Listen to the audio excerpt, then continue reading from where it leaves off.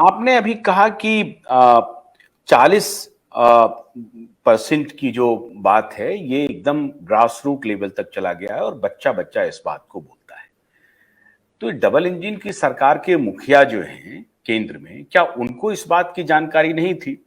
अगर गुजरात चुनाव के पहले वो पूरा का पूरा कैबिनेट इंक्लूडिंग चीफ मिनिस्टर बदल देते हैं, तो अगर ऐसा एंटी इनकम्बेंसी था कर्नाटक में, तो वो आज एंटी इनकम्बेंसी नहीं बन गया है। वो पहले भी इसकी बू आ रही होगी या इसकी झलकें मिल रही होंगी। तो केंद्र की जो मोदी सरकार है या स्वयं मोदी जी कर्नाटक के मामले में ऐसा कोई ड्रास्टिक निर्णय क्यों नहीं ले सके? उसके पीछे का कारण आपको क्या नजर आता है? आशु, मैं आपसे बहुत ऑनेस्टली शेयर करूंगी। ये सवाल मैंने जगदीश शेट्टार से भी पूछा था, येदियुरप्पा से भी पूछा, एचडी कुमारस्वामी से पूछा। हर पार्टी के लोगों से मैंने बातचीत इस पर करनी चाहिए कि मोदी फैक्टर कितना बड़ा फैक्टर होगा और उनको कितना फ्रीडम रहा है कि कर्नाटक में किस तरह से बीजेपी का कैंपेन हो, किस तरह से बीजेपी प्रोपेगेंडा करेगी। तो जो बातें जगदीश शेट्टार ने हमें बताई, मैं उसको यहाँ पर शेयर करूंगी कि जगदीश शेट्टार ने ये कहा कि जब मुझे टिकट डिनाई किया गया, जब मुझे पार्टी ने टिकट नहीं दिया, तो उसके बाद मैं जेपी नड्डा से मिलने गया और जेपी नड्डा और बीएल संतोष और प्रहलाद जोशी, इन तीनों ने प्राइम मिनिस्टर को ये चीजें कन्वे नहीं की।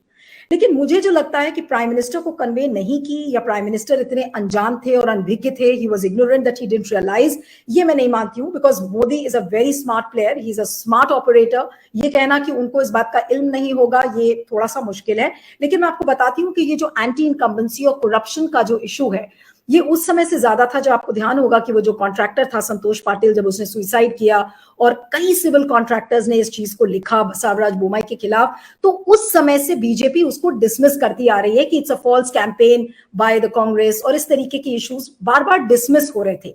लेकिन बीजेपी इस चीज को डिसमिस कर रही थी और कांग्रेस घर घर जाकर और रूरल लेवल पर इसको लेकर एक कैंपेन बिल्ड कर रही थी, जहां पर बीजेपी को कांग्रेस ने मात दिया है। और आज रीजन वही है कि ये जो 40% सरकारा का जो नैरेटिव है, आज गांव गांव में हर अर्बन पॉकेट में पहुंचा है।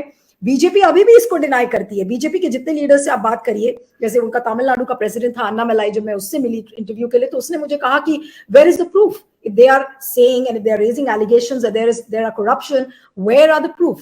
तो उसको प्रूफ के तौर पर और उस चीज को बिल्कुल साइडलाइन कर दिया जाता है। लेकिन ये चीज सबको पता है वहां पर कि स्कूल लेवल पर, तालुक लेवल पर, हर एडमिनिस्ट्रेटिव डिपार्टमेंट पे वहां पर लोगों के पैसे खाने और खिलाने का काम चल रहा था और बसवराज बोम्मई सरकार ने कुछ भी नहीं किया।